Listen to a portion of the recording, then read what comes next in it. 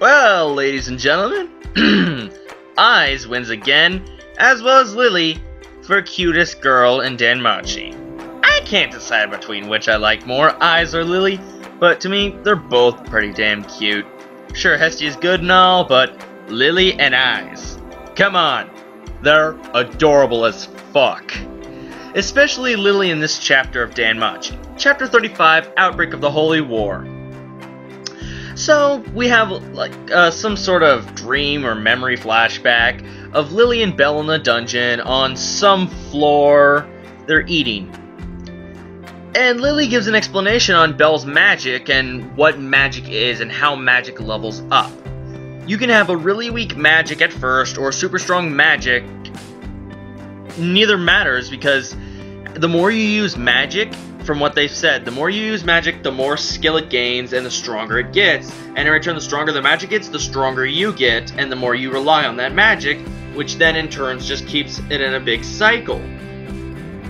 So, we learned that pretty interesting fact, and this is one of the things they skipped out on the anime. Not that I'm complaining, they gotta separate from the manga, which is understandable.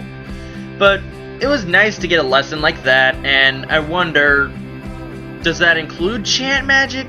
Or is it just for ones that don't include chants? Because Lily explained that she has a chant magic, and chant magics, although they take time to charge, are extremely powerful against other enemies. So they have more of a assurance to kill something than Belle's Strike Swift magic.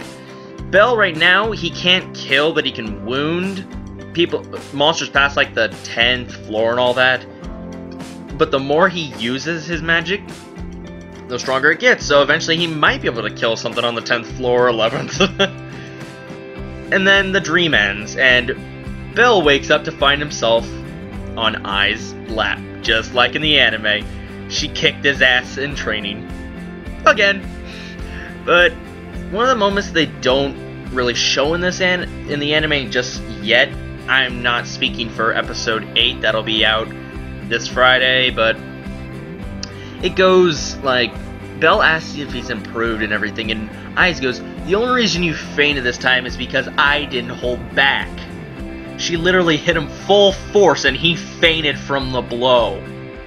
A level 6 adventurer beating up level 1, almost level 2 from the stats they've shown in the manga.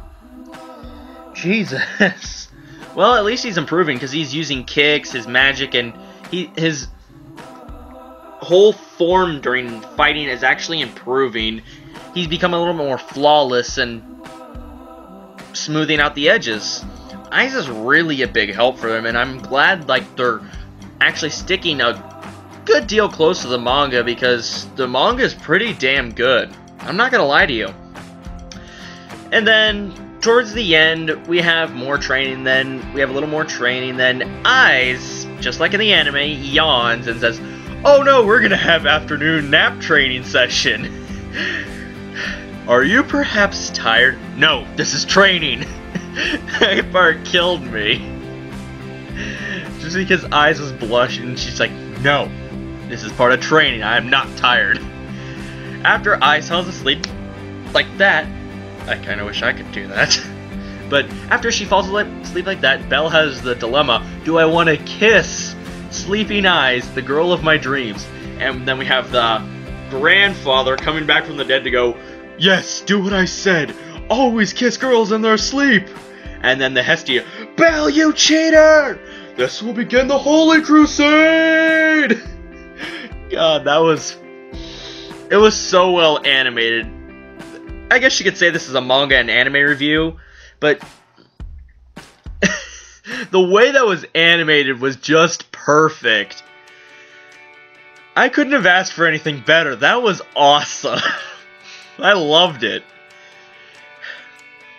Now, in this chapter, we didn't see hide nor hair of Freya or the Minotaur or Ortarol or Oter or whatever.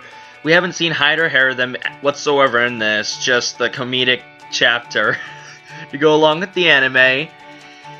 So, I'm really, and this is my theory, is of course, Belle's gonna have to beat the Minotaur and everything, because that's what he's been afraid of, and Freya has a thing for Belle. She said she'd even follow him, like, to heaven or hell if he were to die, and all that, because she's, like, completely obsessed with him. But the thing is, my theory is, if he beats the Minotaur, he already beat he beat a floor 21 or 22 monster, the Silverback. If he beats the Minotaur, will that finally give him the courage to go to that level and start beating more? And will it give him the courage to further his relationship with Eyes? Because then he won't be as scared. I want to see how far Belle will develop into an adventurer. I know he's going to be badass. He has a lot of potential. And of course the fights are all really awesome and drawn out. But yeah, I'm really curious about it. And for Freya, we know she's going to cause more trouble later on, but will she try and forcefully rip Belle from Hestia? Like, put him in her familia or something. I'm thinking she might be, like, instead of Hestia being the true Yonder type, I'm thinking Freya might turn out to be a Yonder type if Belle doesn't take notice soon.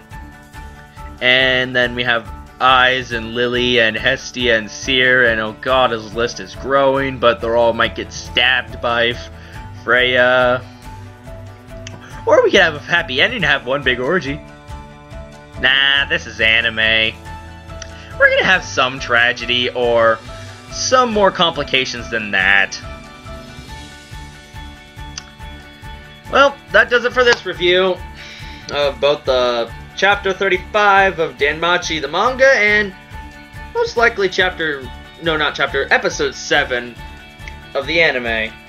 Well, I love you all, and not voice crack though, but I love you all, my loyal nation, so leave a like, comment, subscribe, follow the links down in the description, and see you in the next review. Bye-bye!